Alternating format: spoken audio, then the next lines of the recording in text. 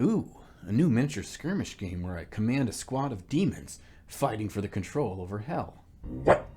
So many choices of customizing my cabal of wicked devils. And they shall slaughter in my name, Spraymodius. Oh yeah, this model's gonna be great as my Lord of the Pit. Oh yes, he shall.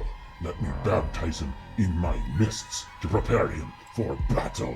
Alright, let's get him primed so we can get on to painting. What? Unhand those false prophets. Believe not their lies. There is only one true heir to the throne of hell, and his name is Spraymodius.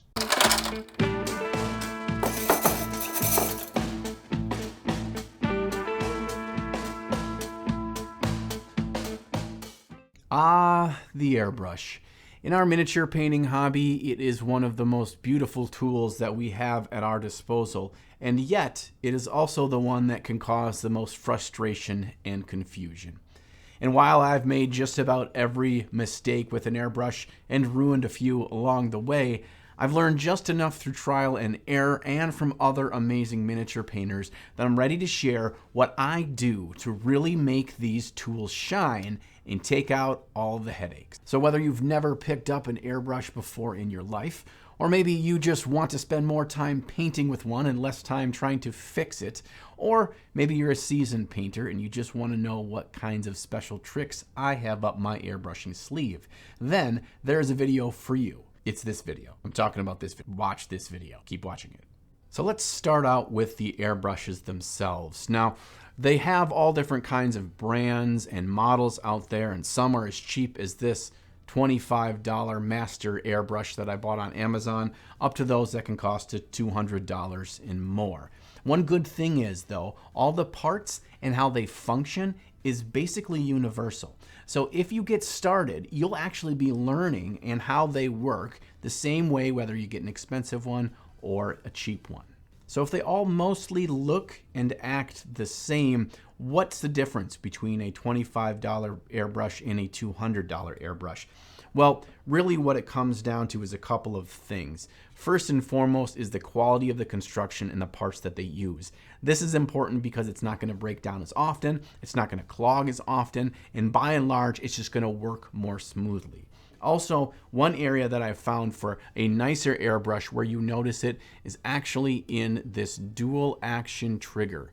How precise is it and how much control do you have? The nicer airbrushes are going to give you a lot more control and a nicer pullback on that trigger. And of course, we're going to paint a model today showcasing our airbrushing techniques, and what better model to use than this beautifully voluptuous demon by this week's sponsor, CreatureCaster. If you're anything like me, then you love dragons and demons and devils and, in general, models that make you moderately uncomfortable. And that's where CreatureCaster comes in. Beautifully sculpted models with amazing details and top-tier resin casting are what CreatureCaster has been known for years.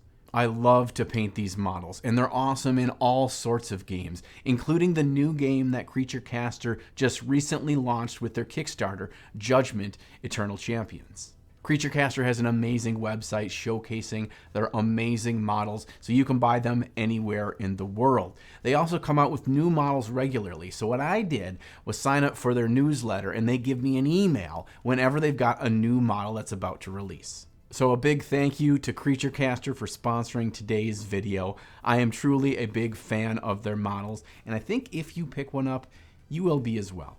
People often ask me which airbrush is my favorite, as I have a number and I've tested other ones. My current favorite is the Iwata Eclipse HPCS. This is great because it's an all-around airbrush. I can use it to accomplish just about anything I need to do, and it's reliable. The trigger action is great, and I don't have it break down or clog very often. Oh, and I'll have links to all the stuff that I use today as well as in other hobbying in the links below. So if you are out shopping, you can check some of these things out. Now, there's a lot of really good resources online, both through YouTube and through the manufacturers of the airbrushes, on how to thoroughly clean them. So we're not going to get into that today. Instead, my focus is going to be on how to prevent us needing to totally disassemble our airbrush to clean it as much as possible. One little tip I will share, as long as we're in this realm though, is this little plastic container labeled alcohol. When I need to take my airbrush apart and let it really thoroughly get cleaned, I'll put in some isopropyl alcohol in here, take apart my airbrush, and put all the parts to soak in this for about an hour. Then I take an old toothbrush, scrub them off. All that dried paint will just melt away. I also like to use these tiny little things, and they are called Interdental Cleaners. They look like tiny little pipe cleaners, and they have a nice little flexible tip, and they're great at getting inside all the little tiny nooks and crannies in your airbrush, and you can get a big old pack of them for just a couple bucks. There's all sorts of products out there marketed for us airbrush users, but the thing that I've found that works best for preventing clogs and keeping paint from drying in and around the tip of my airbrush is a homemade recipe. And it's one that I learned from a good buddy, Vincey V. Vincey V uses 90% airbrush thinner that you can just buy anywhere, like on Amazon. And then he uses 10% Flow Aid. You put this in a little squirty bottle like this, you have it handy, and you can squirt in a bit of this every time you're going to paint with your airbrush. Most of us buy our first airbrush or plan on getting one for the fact that we can prime our models with it. And it's a very important step in the mini painting process. But there are a few important things to keep in mind when we're priming with an airbrush. Even though the primer bottles say they don't require thinning, that you still put at least a couple of drops of our homemade thinner in the cup before you put that primer in. Once our thinner and primer is in the cup, I take a little makeup sponge and pinch the tip of the airbrush. I push down and pull back on the airbrush trigger, and as I do so, the needle will pull itself into the body of the brush, and I push the sponge to close the hole that the needle comes out of. This will cause the paint and thinner to bubble and mix right in the cup. This is a great trick that we'll use to mix paints, thinners, waters, whatever. And shortly, we'll even use this technique to clean out our airbrush effectively as well. Whenever I'm using an airbrush, whether it's priming or literally anything else, I'm making sure I'm painting in nice, short bursts. This means I'm pushing down the trigger, I'm pulling back, and then I'm letting it go back to the resting position. What this does is it prevents us from flooding the model with too much paint. If we do that, we're going to clog up the details of our beautiful little models. What we need to do is just create these nice little bursts of paint that will dry really quick and have a nice thin layer so we don't obscure any of our details across the model. Slight spoiler here, but what we're about to cover next is the single most important thing in my eyes in this entire video. After many times being frustrated with a clogged airbrush or taking too long to get a project done from all the colors I had to swap out, and from asking many other painters around the world, I've come up with my favorite way to clean out and maintain my airbrush every time I use it. When I'm done with my primer or any other color, I need to clean out my brush. Let's take an old plastic container with a lid, which I keep next to my airbrushing area. I call that the slop bucket. I open it up, I squirt some water into my airbrush cup, and I repeat the bubbling technique that I showed you earlier. I dump that dirty paint water into my slop bucket and immediately wipe out the inside of my paint cup. If you don't get that out, dirty paint water will get all over the outside of your brush if you're clumsy like me. Repeat this process 2 to 3 more times. Watch for the water to look clean as you squirt it into the cup. If it's not fully clean after a few times, you can carefully unscrew your needle, wipe that down, put that back in, and then put in a handful of drops of isopropyl alcohol into the airbrush cup. And you mash and swirl that around in the bottom of the cup with an old brush. Really mash it in there to make sure we work free any slightly dried paint. Once we're done mashing our brush down in there with the alcohol, we gurgle that just like we did with the water, dump it into our slop bucket, and then I take a little bit of water in the airbrush cup and I spray it out through the end and make sure it's clear. In just a couple minutes, we are ready to switch to a new color or be done with our airbrushing session for the day. With thinning, priming, and cleaning all out of the way, we only have one more of our top 4 most important aspects of airbrushing to cover. But don't worry, I have some other really cool and easy steps we're going to cover later in the video when we paint the model. And our last one is, of course, base coating. In general, we want our paint thinner for base coating than we do for priming. So in addition to my thinner, I typically add a little bit of water to the cup as well. And then once the paint is gurgled, I check to make sure it's about as thin as skim milk. Not too watery, but it also flows quickly down the side of the cup if we push it up with a brush. If your paint is coming out too speckling or splattery, it's probably too thick. Just add a little bit more thinner, gurgle again, and test again. And speaking of testing, it's always a good practice to test your paint through an airbrush on a sheet of paper or paper towel or the back of your glove or anything else really before you start spraying it directly on the model. And if your base color is coming out not looking like it's covering very well, be aware of the color primer that you used. I used a black primer, so it's really going to take quite a bit of that paint to go over to cover that black. If you want a really bright model, I suggest priming it in white. We're going to go with something a little more demonic and evil here, so we're going to start with a little bit more of a grim, darker color at the beginning. One of my favorite things to do with airbrushes is to use inks. They are very strong in pigmentation, they're already thinned, and they're easy to mix in the airbrush cup with a bit of our thinner and water if we want to dilute them. Today I'm going to mix up a skin tone to shoot from the top-down angle on the miniature to show how the light from above would naturally hit the object. This is often referred to as zenithal highlighting, and it's an awesome use for our airbrush and really simple to pull off. The important thing is to keep the airbrush relatively stationary, and while shooting from directly above the model, I just rotate the model slightly to ensure that I'm hitting all the highlight colors on the upward facing details. In fact, whenever I'm airbrushing, I try to make sure that I'm keeping my airbrush hand stationary and I'm instead moving the model. I can't count how many times when I was first starting airbrushing that I would tilt the airbrush to get it at a different angle and all the paint would dribble out of the cup. I'm then going to go over the top of my skin tone highlight all over the skin with a pure white ink. I'm going to try to boost the vibrancy even more, and it has to do with a step I'm going to try out later. But this is how we do a basic zenithal highlight. It could be over black, it could be over any other of your primer or base tone colors. We'd go with pure white ink from above. Although this is a video focusing on airbrushing, I think it's important to show how airbrushing and brushwork can work together. So after we've gotten our mahogany base coat down for all of our future rusty armor, we're going to paint all over the other parts of the model with contrast paint to best take advantage of that awesome highlight we created with our zenithal airbrushing.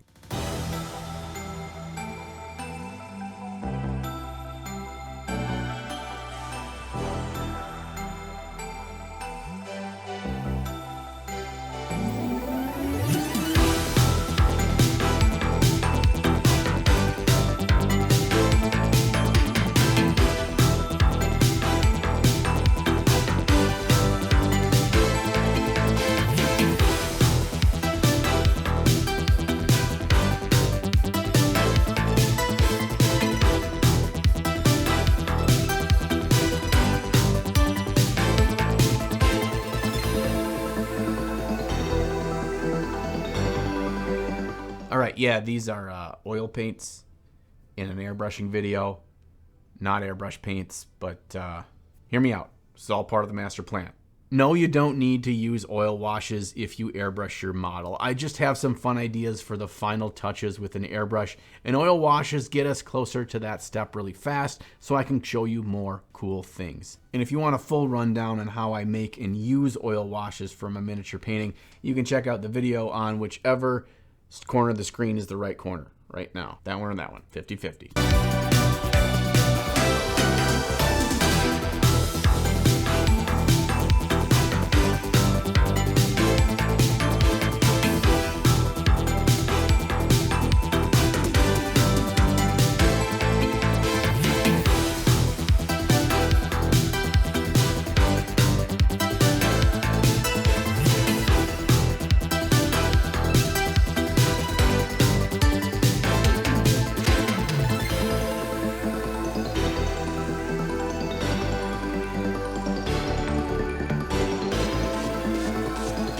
Once our oil wash is dried, I'm going to come back in with some nice, thick, bright colors from the Scale Color Artist range and build up some highlights. I'm just going to create some bright dots, lines, and scratches here. I'm not worried about having nice blends. We're going to do a little trick in a little bit that is actually going to create a nice smooth blending of colors with our airbrush instead of the paintbrush.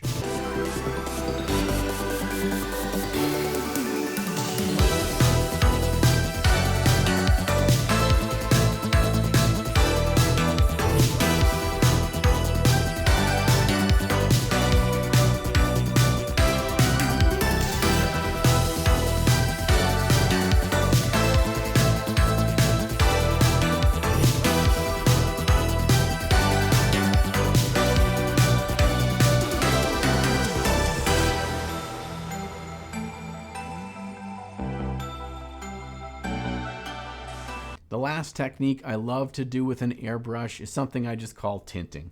It's super simple, and you can add so much depth of color and interest in your models. And for this trick, I like to use inks, washes, contrast paints, or any kind of naturally thinned transparent color. You could certainly use regular paint if you wanted to as well for this. I mix thinner, water, and a bit of my ink or wash of choice so it's quite diluted. And then I gently squeeze back the airbrush trigger so not much comes out of the airbrush. If you spray this out too quickly, it's going to go everywhere and be a mess. I often prefer to spray thin color tints from below, building the color depth and interest from the shadows as they move up onto the midtone and the highlights. I can always bring the tint further into the midtone and highlights later if I like, but I don't want to start there in case it's too overpowering. You can also use tints to bring vibrancy to colors that can otherwise be very hard to get bright, like a bright green or yellow or orange. Just make sure you do nice, thin bursts and build up the tone over time. Another great use for tinting is to create quick and easy object source lighting, or OSL. OSL is when an object actually looks like it is emitting light from within. And what I do is I just paint the object in pure white paint with a brush. And then I tint over the object and around it to show that glow to create that illusion. You can even build this up over multiple layers with tinting and then another layer of white paint with a brush, then tinting again to make it even more stand-outish. Stand-outish, not a real term. I love to use fluorescent paints for this kind of work. To finish off our lovely demon friend here, we are going to make his hands look blackened and dead with this tinting technique. I used Drakenhof Nightshade by Games Workshop to start with a darker blue and then add a little bit of black ink to that to really sell the effect. Now be careful when you're doing tinting like this. I didn't mask off behind the model to make sure I didn't overspray, and I could have caused a lot of heartache on myself spraying everything black behind the hands. Just be careful of that. And with one final pass of highlights with my brush, I'm going to call our demon buddy here done. I can't wait to get him on the table and try him out in my new Demon Cabal in Rain in Hell, which is a new game just released by my buddies Vincey V and Uncle Adam from Tabletop Minions. I had a blast playing this game, and I'll put a link to it in the video description if you want to check it out. So whether you've never tried airbrushing before, you're new to it, or you've been frustrated with it, or maybe you're an airbrushing veteran and you just wanted to see if I had any new tips for you, I hope you found something valuable in this video. I know that since I've found a good way to clean and maintain my airbrush and keep the paint thinned correctly, that I've had a lot more fun, I spent a lot more time painting with this, and a lot less time dealing with its problems. Thank you for hanging out today, but say, can you help me out real quick and just smash all the buttons on the screen you see right now? That way YouTube will let other hobbyists know that this is a good video that they should check out, and it'll notify you when my next videos come out because you'll be subscribed. And if you want to support me a little bit more, you can always check out my affiliate links below. So my #1 primer right now is by Monument Hobbies Pro Acryl line. You can get 10% off anything you buy there: paint, primer, brushes, brush case, whatever. And I get a little kickback. Same with Michigan Toy Soldier. If you're in the United States, there's any hobby gear you want, even if it's hard to get stuff, you can get it there. And use my coupon code for 15% off your total order there. And of course, we always have the Amazon links down there as well. You could always also buy a sweet Ninja t-shirt, as well as consider joining me on Patreon, my main way of supporting this channel. For just a couple bucks a month, you get a bunch of fun rewards like joining my Discord server where we chat about whatever it is, hobbying and painting related, critiquing each other's work, and you get access to my weekly vlog. Until next time, be good to one another and get out there and slay that gray with spray. Baka, baka, baka, baka, baka, baka, baka. Of spray, blah, blah, blah, blah.